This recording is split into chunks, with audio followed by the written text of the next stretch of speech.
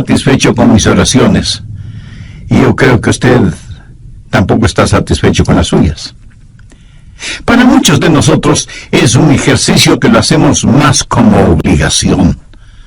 Para otros puede ser una alternativa para la acción o una excusa para la ociosidad. Pero para una gran mayoría es una fuente de poder no aprovechada. Ahora su vida espiritual o la mía no se levantará por encima de nuestras vidas de oración. Por eso debemos aprender cómo orar.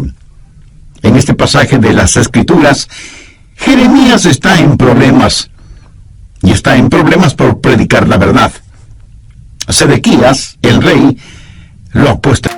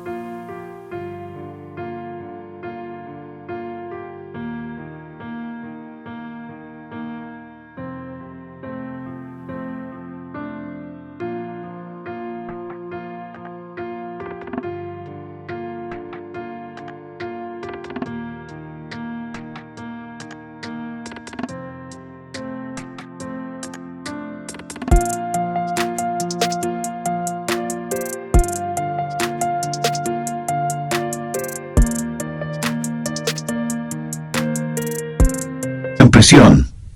Y ahí en la prisión, Dios misericordiosamente le habla y le invita a orar.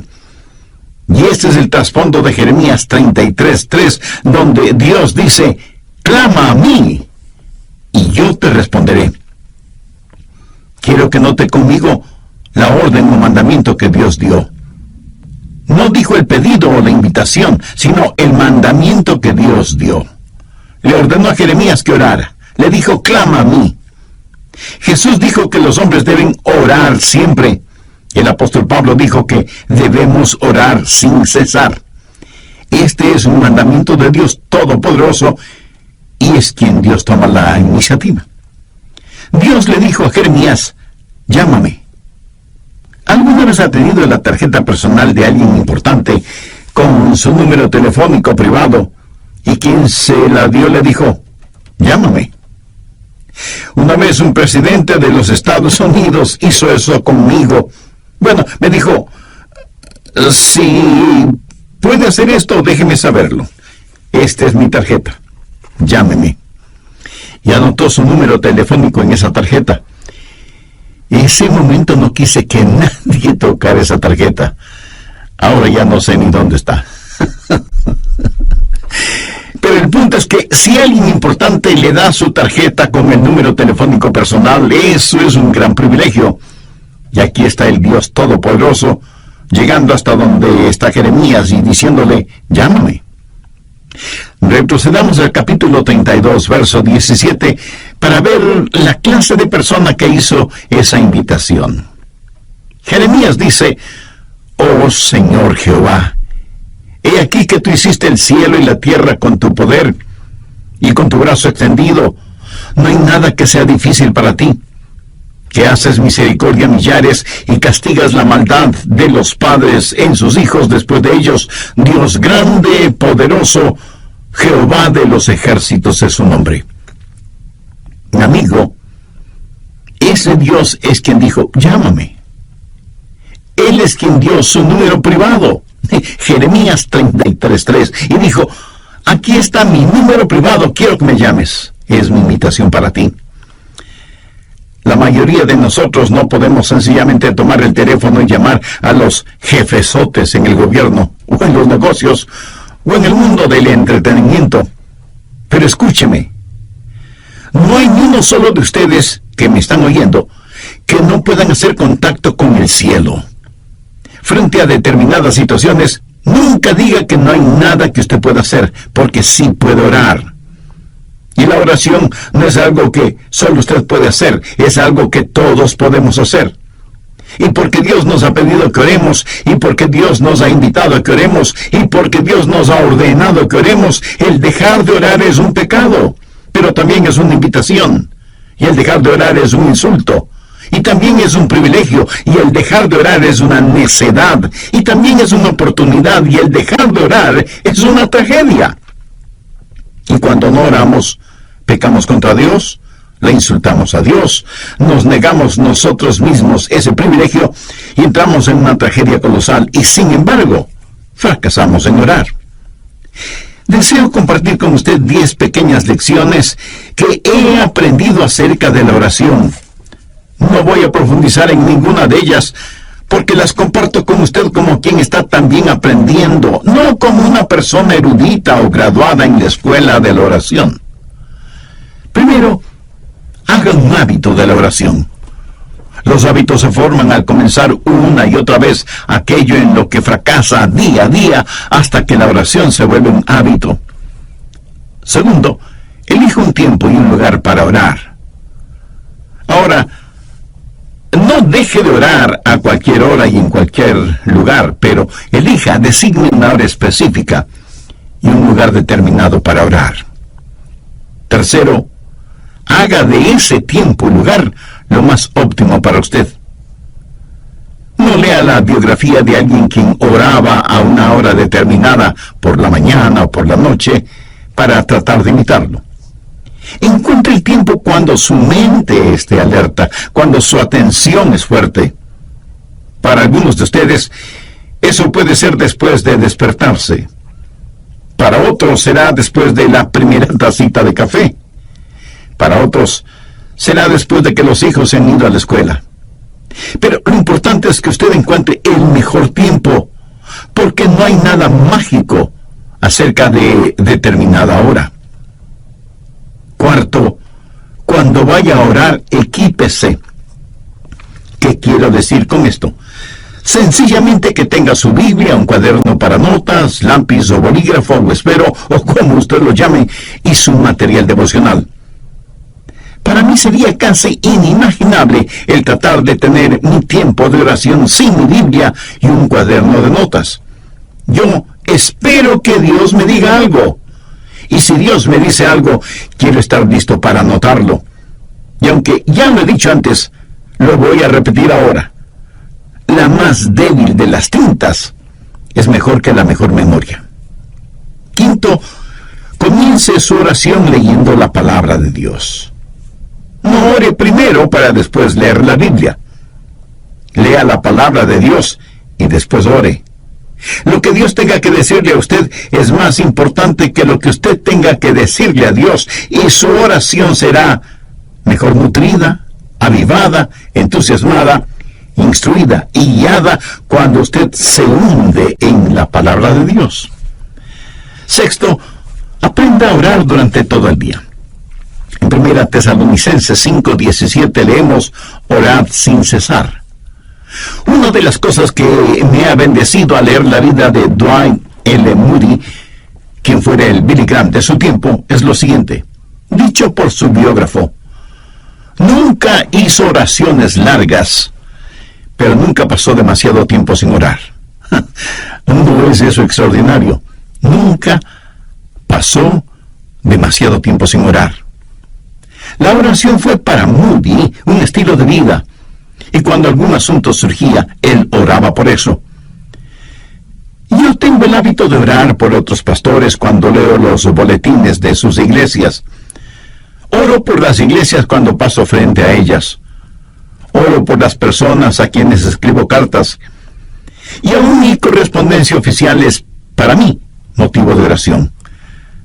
Leo el periódico buscando oportunidades para orar, no solo por las personas que han sufrido alguna tragedia, sino por aquellos que ocasionaron la tragedia.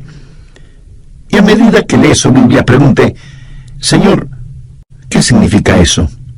Explícamelo. Hable con Dios. El otro día yo estuve en mi automóvil y le decía al Señor que le amaba, y comentaba con él una hermosa puesta de sol. Estoy seguro que a Él le agrada el que sus hijos aprecien las cosas hermosas que Él ha creado y que se lo digan. Séptimo, Mantengo un registro de sus pedidos de oración y de las oraciones contestadas.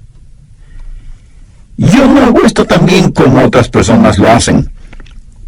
Tengo un cuaderno y escribo necesidades de oración y pedidos por los que he orado. El otro día estuve revisando uno de esos cuadernos de hace 10 o 15 años atrás, y fue una bendición increíble el ver cuántas oraciones Dios ha contestado, por algunas de las cuales ni siquiera le había agradecido. Amigo, aumentará su fe si mantiene un registro de sus oraciones, lo que solicita, lo que recibe y cuando lo recibe. Octavo, cuando ora, póngase la armadura de Dios. No faltará quien me pregunte, pastor, pero si voy a orar, ¿para qué necesito ninguna armadura? Porque, mi amigo, la oración es una verdadera batalla. Aunque usted no lo crea, toda la artillería del infierno estará en su contra cuando ora. Quiero decir, justo cuando usted va a comenzar a orar, el perro comienza a ladrar, el bebé llora fuertemente, el teléfono suena, alguien llama a la puerta, los niños empiezan a pelear, algo se quema en la cocina y mil y una cosas más. Y usted siente que tiene sueño y su mente comienza a divagar, etcétera, etcétera. ¿Necesita o no ponerse la armadura de Dios cuando va a orar?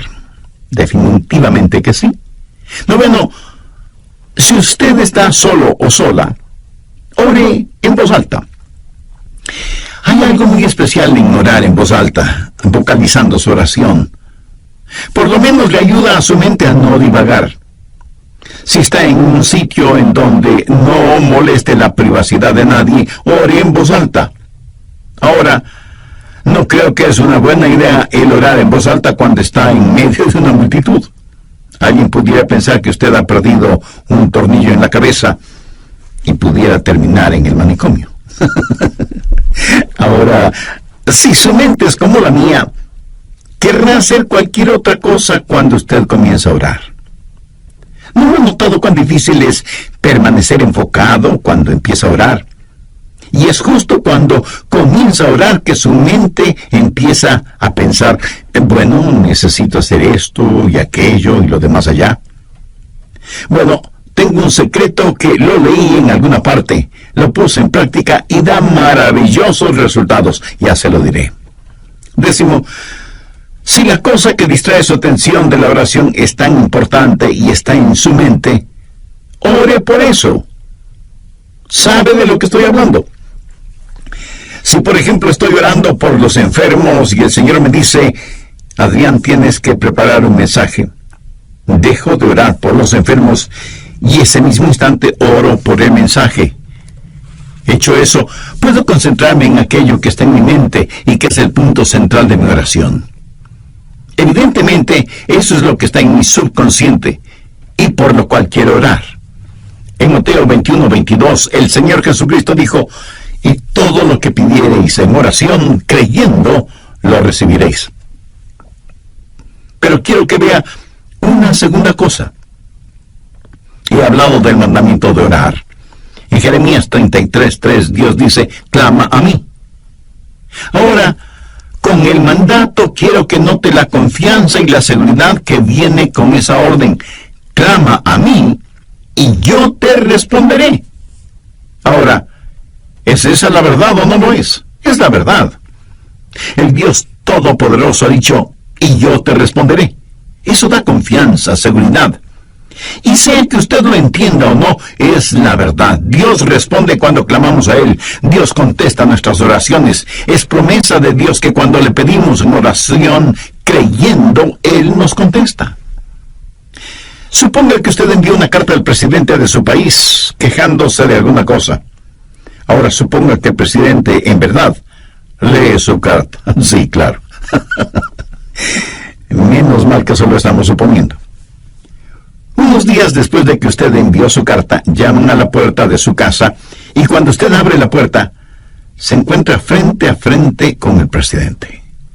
Usted se queda sin habla debido a la sorpresa y más aún cuando su presidente le dice, recibí tu carta y vengo a darte una respuesta personalmente. Como esto más bien suena a ciencia ficción, recuerde que solo estamos suponiendo. Ahora deje de suponer. Dios mismo ha dicho: yo soy el que personalmente voy a contestarte. Y cuando Dios nos contesta, Él lo puede hacer de 4 maneras. Primero, su respuesta puede ser específicamente entregada. Usted como yo hemos pedido a Dios cosas específicas y las hemos pedido y las hemos recibido tan instantáneamente, tan milagrosamente, tan realmente, que nadie puede convencernos de que eso no fue una casualidad o una coincidencia. Creo que todos oramos en forma general, pero aquellos que hemos caminado este sendero por largo tiempo, hemos orado y hemos recibido respuesta específica e inmediata. Segundo, a veces la respuesta puede ser estratégicamente demorada. O sea, Dios no siempre contesta en forma inmediata. Eso no significa que no vaya a contestar. Dice la palabra de Dios en Isaías 30:18, por tanto Jehová esperará para tener piedad de vosotros. Y con Dios el momento apropiado es más importante que el tiempo. Por lo tanto, su respuesta puede ser estratégicamente demorada. Tercero, su respuesta puede ser significativamente diferente. Usted puede pedir a Dios algo y Él le dará algo mucho mejor. El apóstol Pablo en 2 de Corintios capítulo 12 dice que tenía un aguijón en la carne y le había pedido a Dios que lo removiera, que le quitara ese aguijón, pero Dios no lo hizo. Sin embargo, Dios contestó la oración de Pablo no dándole lo que el apóstol le pedía, sino otorgándole algo mucho mejor de lo que había pedido. ¿Qué pudo ser mejor que quitarle el aguijón en la carne? Una sobreabundante gracia. Pablo, escribiendo a los hermanos en Corinto, les dijo: pues qué hemos de pedir como conviene, no lo sabemos, pero el Espíritu mismo intercede por nosotros con gemidos indecibles. Cuarto, la respuesta puede ser soberanamente negada. Usted puede pedir algo a Dios y Él le dirá: no voy a contestar tus oraciones, no porque tu corazón esté equivocado, sino porque estás pidiendo por algo equivocado. Y Dios le ama demasiado como para darle algo que puede hacerle daño. Dios le ama de tal manera que este mismo momento está abriendo la oportunidad para que usted, si aún no es un creyente, haga una decisión por Jesucristo ahora mismo. Usted, amigo, pudiera ser un importante ejecutivo. Usted, amiga, pudiera ser una hábil empresaria. No importa quién sea usted o dónde esté. Si no tiene la seguridad de su salvación eterna, no necesita ser un científico para saber que su condenación será eterna, independientemente de lo que usted crea al respecto. En el programa anterior compartí con usted 10 pequeñas lecciones que he aprendido acerca de la oración. Primero, hay que hacer un hábito de la oración. Segundo, hay que elegir un tiempo y un lugar para orar. Tercero, hay que saber optimizar ese tiempo. Cuarto, hay que equiparse para ir a orar. Quinto, hay que leer la palabra de Dios antes de orar. Sexto, hay que saber orar durante todo el día. Séptimo, es bueno mantener un registro de oraciones pedidas y contestadas. Octavo, para orar hay que ponerse la armadura de Dios. Noveno, si usted está solo o sola, ore en voz alta. Y décimo, si lo que le distrae de la oración es importante, ore por eso. También vimos que cuando Dios contesta, lo puede hacer de 4 maneras. Primero, su respuesta puede ser específica e inmediata. Muchos de ustedes, así como yo mismo, a veces hemos recibido respuestas inmediatas a nuestras oraciones. Segundo, su respuesta puede ser estratégicamente demorada. Dios no siempre contesta en forma inmediata. Su respuesta puede demorar, pero siempre será en nuestro beneficio. Para Dios, el momento apropiado es más importante que el tiempo. Tercero, su respuesta puede ser significativamente diferente. Dios le puede dar algo totalmente diferente de lo que usted pidió, pero siempre será algo mucho mejor de lo que fue su pedido. Cuarto, su respuesta puede ser una negativa soberana.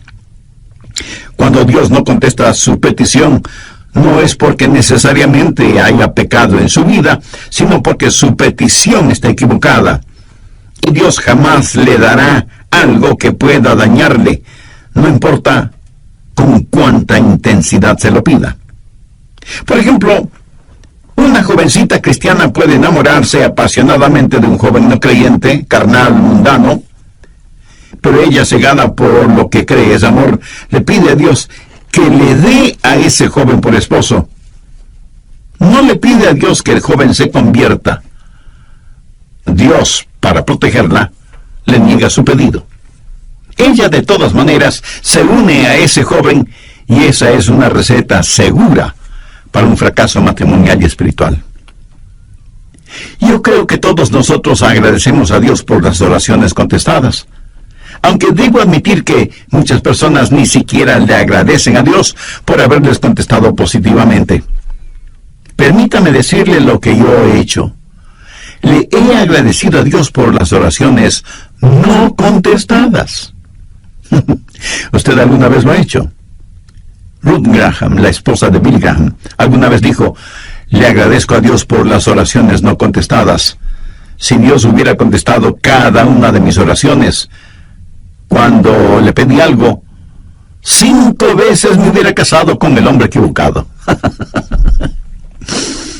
Y siempre estamos orando, pidiendo cosas. Señor, esto es lo que quiero. Señor, ¿puedes hacer esto por mí? Y Dios dice: no sabes lo que estás pidiendo. Y pienso en algunos personajes bíblicos que pidieron a Dios que les quitara la vida cuando se vieron frente a dificultades. Moisés fue uno de ellos. Elías también le pidió a Dios que le matara. Y Jonás hizo la misma petición. Nosotros estaríamos ya hecho polvo si Dios contestara todas nuestras peticiones. Clama a mí y yo te responderé. Y la respuesta de Dios puede ser sí, no, te daré algo mejor o espera. ¿Qué he compartido con usted hasta este momento? La orden o mandato, la confianza o seguridad, y finalmente veamos la conquista. Clama a mí y yo te responderé y te enseñaré cosas grandes y ocultas que tú no conoces.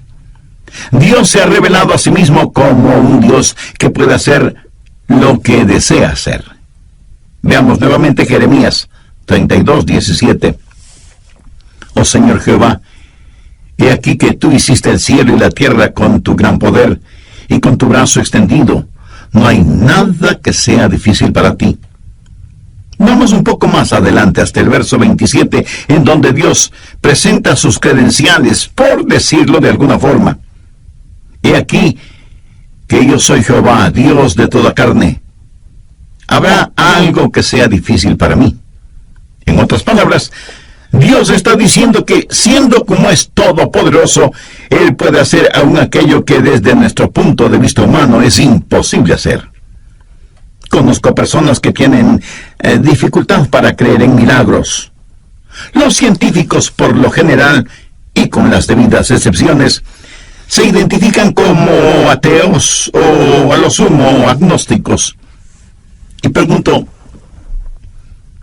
¿cómo nadie puede tener dificultad con los milagros si cree en la creación?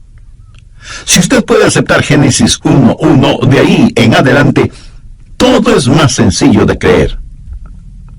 La gente habla mucho de las leyes de la naturaleza y realmente no saben de lo que están hablando porque no existe tal cosa como leyes de la naturaleza. Lo que sí existe son las leyes de Dios que la naturaleza obedece.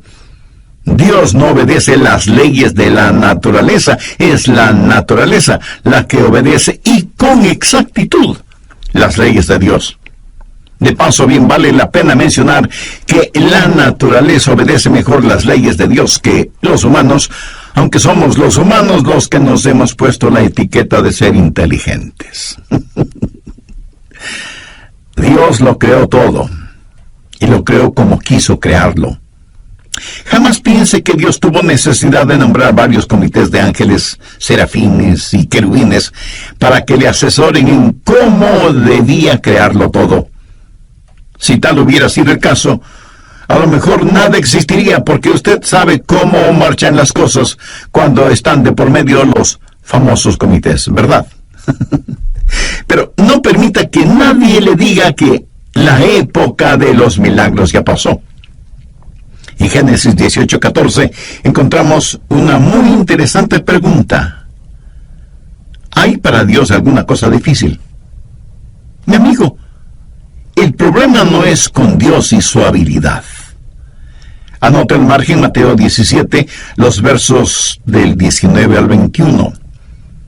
Viniendo entonces los discípulos a Jesús aparte, dijeron: ¿por qué nosotros no pudimos echarlo fuera? La referencia es que ellos habían tratado de sanar a un joven lunático o poseído por el diablo, pero no habían podido hacerlo. Cuando Jesús intervino, sanó de inmediato al joven. Eso motivó que ellos preguntaran a Jesús: ¿por qué nosotros no pudimos echarlo fuera? Jesús les dijo: por vuestra poca fe. Porque de cierto os digo que si tuvierais fe como un grano de mostaza, diréis a este monte: pásate de aquí y allá, y se pasará, y nada os será imposible. Subraye esa última frase: nada os será imposible. Pero este género se refiere a la posesión demoníaca. No sale sino con oración y ayuno. En otras palabras, Jesús les dijo: la razón por la que mi Padre no les contestó no es porque no tenga la habilidad para hacerlo, sino debido a la incredulidad de ustedes. Porque si tuvieran fe aún del tamaño de un pequeño grano de mostaza, podrían decir a un monte: quítate del camino, y se quitaría. Mi amigo, la más pequeña cantidad de fe es mucho más grande que la más grande dificultad. Dios le dijo a Jeremías: clama a mí y yo te responderé, y te enseñaré cosas grandes y ocultas que tú no conoces.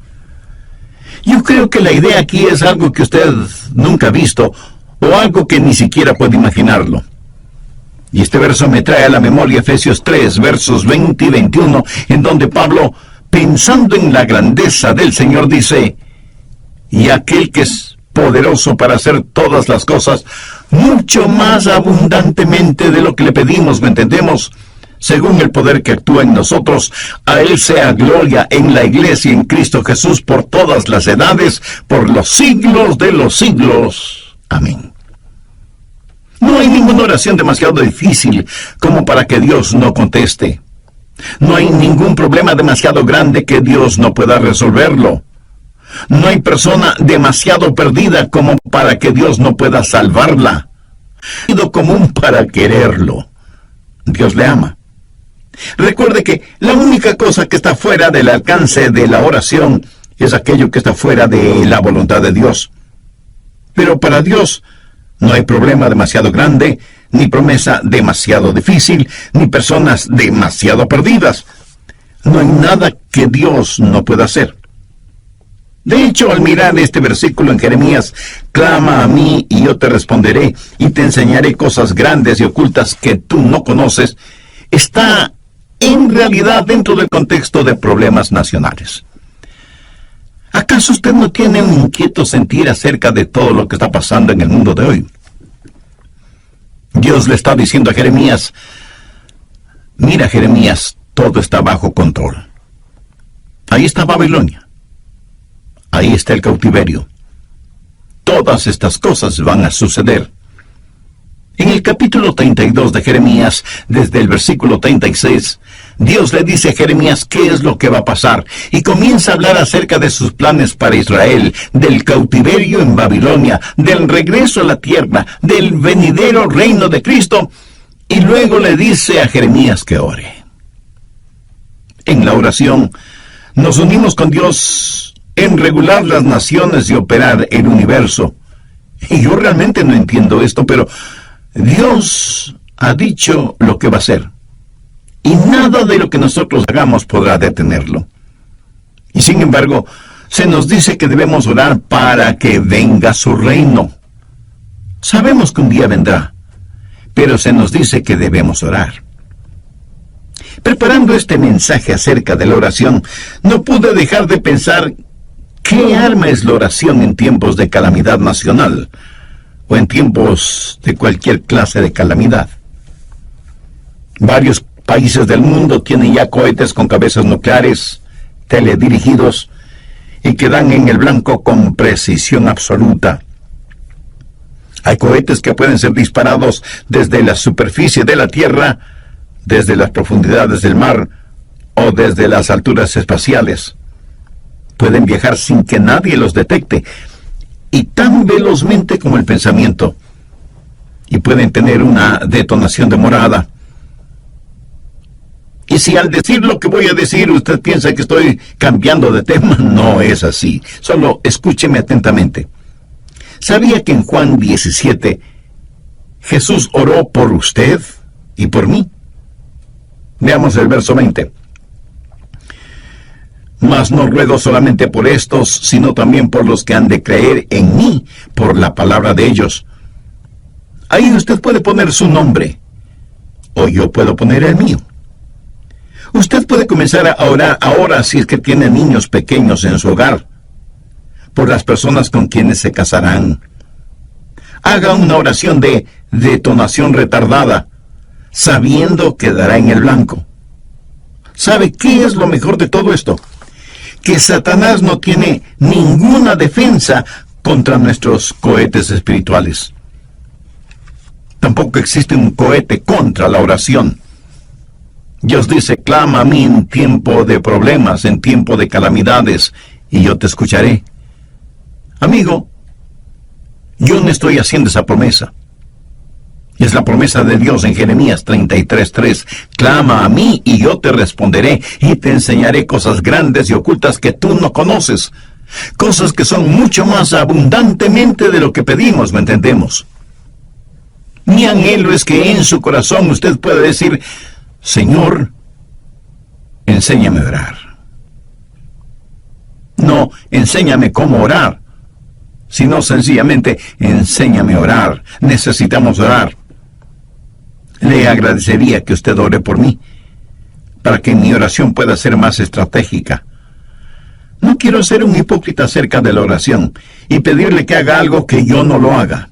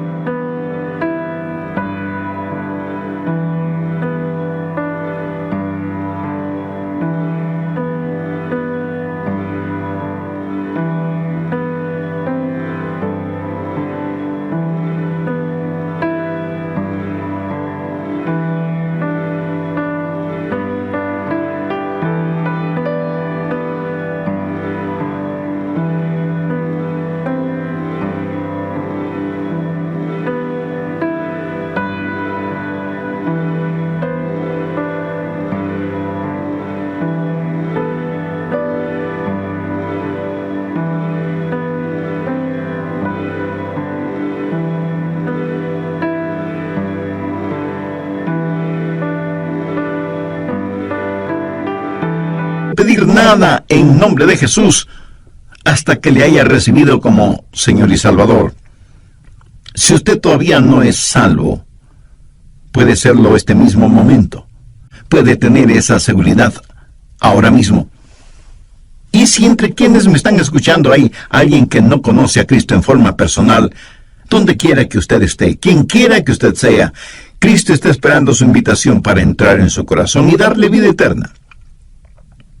La Biblia dice, cree en el Señor Jesucristo y serás salvo. Crea que Él es el Hijo de Dios que pagó por sus pecados, derramando su preciosa sangre en la cruz del Calvario. Crea que Dios, el Padre, le levantó con poder de entre los muertos. Crea que Él no solo puede salvarle, sino que quiere salvarle si solo confía en Él. Si este mismo instante usted confía sinceramente en Él, y le recibe como su Salvador y Señor, sus pecados le serán perdonados inmediatamente. Cristo morará en usted permanentemente y el cielo será su morada eternamente. Si tiene ese deseo y necesidad espiritual, le invito a orar una sencilla oración. Use sus propias palabras. Converse con Dios y dígale: querido Dios, anhelo que esta oración pueda llegar a ti. En realidad no estoy acostumbrado a orar. Y no sé si lo que te estoy diciendo es orar o no. En todo caso, vengo a ti porque me reconozco pecador. Estoy perdido espiritualmente y necesito perdón y salvación. Sé que mis pecados merecen tu castigo, pero vengo en busca de tu gracia y misericordia. Señor Jesús,